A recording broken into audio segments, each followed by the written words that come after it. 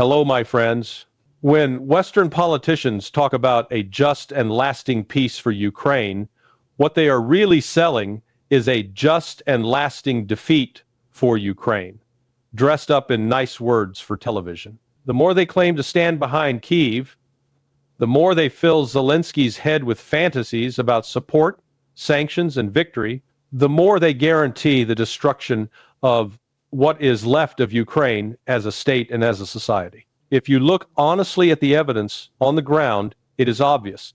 This is no longer about Ukraine. It is about the fate of European NATO, the European Union, and Washington's ability to manage its crumbling empire. From the beginning, the West tried to frame this as a simple morality play, noble Ukraine versus evil Russia, with Europe and NATO cast as guardians of rules and values. In reality, as I and others have said for years, Washington is using Ukraine as a proxy to fight Russia, and Europe has bet its entire political future on this insane scheme. European leaders staked their economies, their energy security, and their credibility on the fantasy that NATO could strategically defeat Russia, collapse the Kremlin, and carve up Russian resources for Western corporations. That was the real dream behind all the slogans. It has failed. Now we are watching the consequences. Trump's recent statements about his peace plan highlight the absurdity. He boasts that his team has spoken to Putin, to Ukrainian leaders, that Zelensky's people love the proposal, that Russia is fine with it, and that Kyiv is the one dragging its feet. That is classic Trump hyperbole. Moscow has already made it clear this is not a real peace plan, but a list of talking points, many of which are totally unacceptable. Russia is not going to accept conditions that amount to strategic defeat. What actually matters to Moscow is not this or that 28-point proposal, but the new U.S. national security strategy, where Russia is mentioned repeatedly and where, for the first time in years, Washington openly concedes the need for strategic balance and normal relations with Russia instead of nuclear brinkmanship. That strategic shift is what caught Moscow's eye and earned a cautiously positive response. After years of demonization and talk of defeating or breaking up Russia, suddenly the official U.S. line acknowledges that nuclear war must be avoided and that a stable equilibrium with Russia is necessary. That is a tectonic change in tone. Moscow noticed. Dmitry Peskov explicitly welcomed this change because it suggests that at least a part of the U.S. Establishment is finally looking at reality and not at its own propaganda. In that sense, the new strategy bears Trump's imprint. It reflects his instinct that America cannot afford a direct war with Russia. Europe, however, is in denial. Macron still talks about cards the Europeans supposedly hold: financing, equipment, training programs for Ukraine, sanctions that are starting to hurt the Russian economy. This is fantasy. Europe is not a decisive factor in this conflict. It has become a junior partner, almost a dependency, of the United States. Economically, militarily, technologically, the EU does not have the leverage it claims. Its sanctions have hurt Europe's own industry, especially in Germany, far more than they have damaged Russia's long-term strategic position.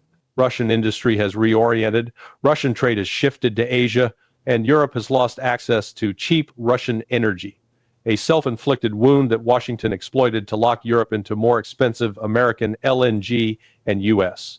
arms contracts. When European leaders gather with Zelensky for staged photos, Germany, the UK, France lined up beside him, mumbling about a unified front and robust peace. They are not negotiating peace. They are fighting for their own political survival. They need Ukrainian men to keep dying so they can postpone accountability at home. The rhetoric about standing with Ukraine is now mostly a shield against their own angry populations who are becoming poorer, colder, and more skeptical. Look at Britain. The current prime minister's approval is collapsing. Millions of signatures are gathering to remove him, and the UK elite has already gone through a comical carousel of failed leaders. These are not statesmen steering Europe through a historic crisis. Their political operatives clinging to office, hoping hatred of Russia will save them. On the military side, the gap between European rhetoric and reality is even more embarrassing. Germany talks about rebuilding the most powerful army in Europe, but in practice cannot maintain a serious air force or produce heavy armor at scale. Much of its equipment is cannibalized for spare parts. Its chemical industry, once a crown jewel, has been gutted by energy policy and sanctions. Its tank production capacity is a bad joke compared to what a serious war would require. The UK struggles to keep even a single strategic submarine fully operational. The idea that these countries, in their current state, could fight Russia without U.S. protection is absurd. Meanwhile, the war on the ground has settled the key strategic question. Russia has already won the decisive phase. By 2023, it was clear that Kyiv and the collective West had failed to break Russian defenses, failed to achieve a counter-offensive breakthrough, and failed to exhaust Russian resources. The only remaining issue is how long the West is willing to prolong Ukraine's agony. This is why we see hysterical escalations in rhetoric, asset seizures, talk of frozen Russian funds being confiscated. The EU is cornered. It stole Russian assets, and now Moscow will respond with legal, economic, and political instruments that may finally shatter what remains of the European project. On the battlefield, Russia has pursued a strategy that Western commentators constantly misread. Critics complain that Russia moves too slowly or has gained only a few percentage points of territory in 2 years, as if this were a video game scoreboard. But as Russian commanders have clearly explained, this is not a war where Moscow needs rapid armored thrusts at any cost. It is a proxy war against NATO, fought through Ukrainian manpower and Western weapons. The central Russian objective is to grind down the enemy's resources, men, equipment, morale, industrial capacity, while preserving Russian troops and steadily improving Russia's strategic position. General Alaudanov described this plainly. In a proxy war where NATO arms and finances Ukraine, sharp, risky offensives with high Russian losses make no sense when Russia can instead methodically attrit Ukrainian forces and NATO stockpiles, forcing both to tremble and fall apart. This is exactly what has happened. Western sources themselves admit that Ukraine is losing tens of thousands of men a month at the front, while being able to mobilize far fewer. That is a death spiral. Every month, Ukraine's manpower pool shrinks, its average troop quality declines, and its ability to mount serious operations evaporates. Ukrainian commanders now talk publicly about not defending ruins that lack strategic value, yet what have we watched for 2 years? Mariupol, Severodonetsk, Bakhmut, Avdiivka, countless towns and cities that Kyiv held far past the point of military logic, largely to satisfy Western political theater about heroic resistance. If they truly wanted to preserve manpower, they would have shortened the front, withdrawn to more defensible lines, and negotiated when it was still possible to save the core of the state. But the logic of the war was never truly Ukrainian. It was driven by Western elites who openly said they would fight to the last Ukrainian. Moscow, understanding this, designed its operations accordingly. The result is a staggering casualty ratio in many sectors. At times, one Russian casualty to dozens of Ukrainian, combined with the near-total demilitarization of NATO stockpiles. Western arsenals have been emptied of artillery shells, armored vehicles, air defense missiles, tanks and guns that took decades to accumulate, Leopard tanks, Bradley IFVs, HIMARS batteries, all fed into the furnace, with nothing resembling a strategic turnaround to show for it. NATO's industrial base, especially in Europe, cannot regenerate these losses quickly. It was not built for a long, high-intensity war against a peer adversary. Russian industry, meanwhile, ramped up under wartime conditions, increasing output of artillery, missiles, drones, and armored vehicles at a rate the West did not expect and could not match. This is why Russian policymakers have emphasized that the real military strategic objective is the demilitarization of NATO in Europe and the eventual dissolution or emasculation of the alliance as a serious land power on the continent. Ukraine, as a functional state, effectively no longer exists. What remains is a corrupt, criminalized structure propped up by Western money and PR, bleeding men on a shrinking front. The long-term Russian goal is to ensure that no NATO-armed Ukraine can ever again be used as a platform for war on Russia's borders. That means eliminating its offensive capacity and discrediting the idea that NATO expansion brings security. By that metric, the special military operation has already achieved much of what it set out to do. At the same time, Russia has been building out what really matters in 21st century warfare: integrated air defense, long-range precision fires, and the command and control architecture tying it all together. Western planners are only beginning to understand what it means to face the world's most advanced, combat-tested air defense system at scale. The U.S. doctrine of air-land battle assumed air superiority, that American aircraft could operate relatively freely to shape the battlefield. That assumption collapses in the face of layered Russian systems, backed by a growing space-based ISR constellation and dense electronic warfare. This is one of the main reasons daily life in Russia remains largely normal despite the war. Russian air defense and strategic depth prevent the type of devastation NATO has inflicted on weaker states. Western media loves to obsess over drones.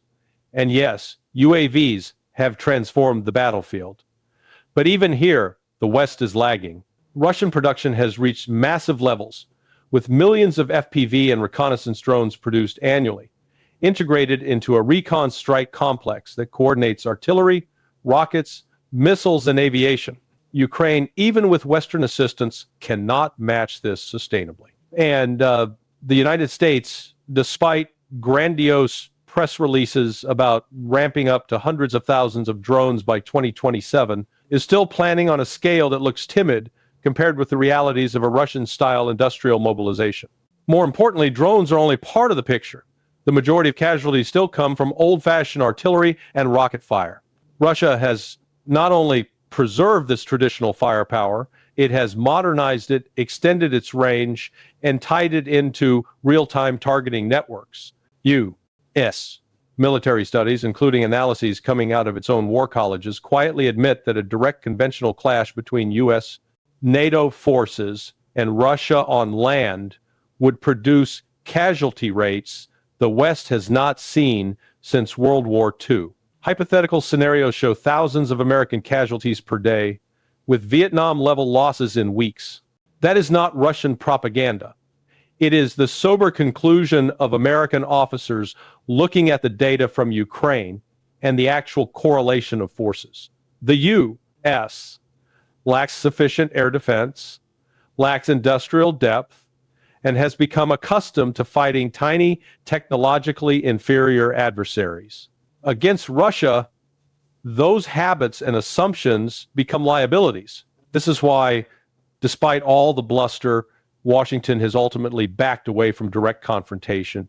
Whatever you think of Trump personally, his narcissism, his inconsistency, his love of hyperbole, it is clear that under him, the U.S. political system stepped back from the brink of a direct nuclear confrontation that the previous administration was sleepwalking toward. Moscow does not view Trump as a reliable partner whose words can be taken at face value.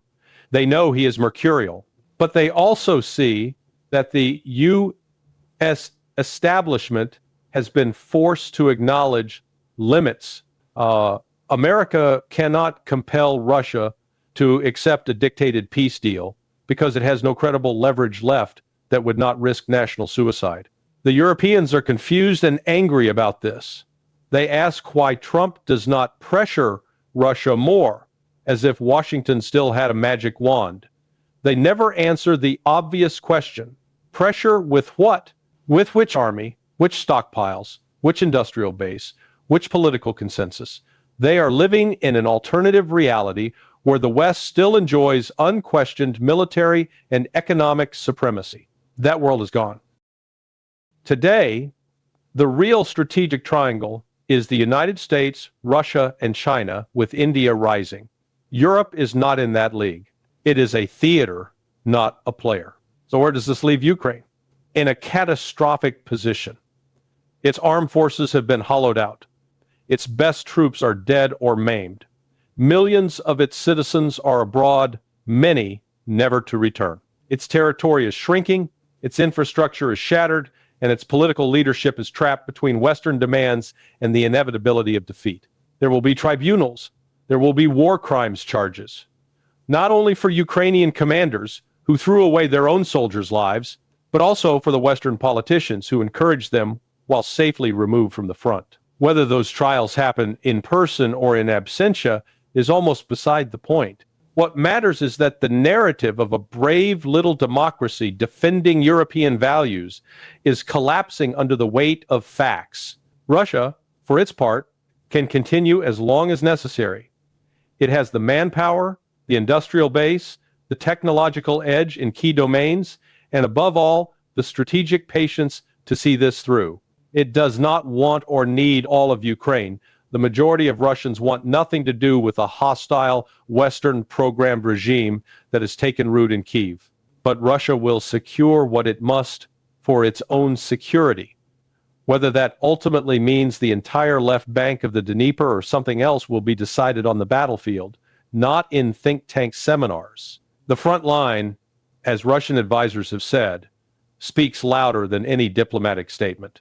In the end, the West's grand project to use Ukraine to bleed Russia, to break Moscow's will, to expand NATO to Russia's doorstep and dominate Eurasia has backfired. NATO has been demilitarized, the EU has been weakened, Europe has been cut off from Russian resources, and the global South has watched all this and drawn its own conclusions about Western power and reliability. A just and lasting peace cannot be built on lies and wishful thinking. It will emerge only when Western leaders accept what has already happened. Russia has not been defeated, cannot be compelled, and will shape the future security architecture of Europe, whether Brussels likes it or not. The sooner they admit that, the fewer Ukrainians will have to die to satisfy their illusions.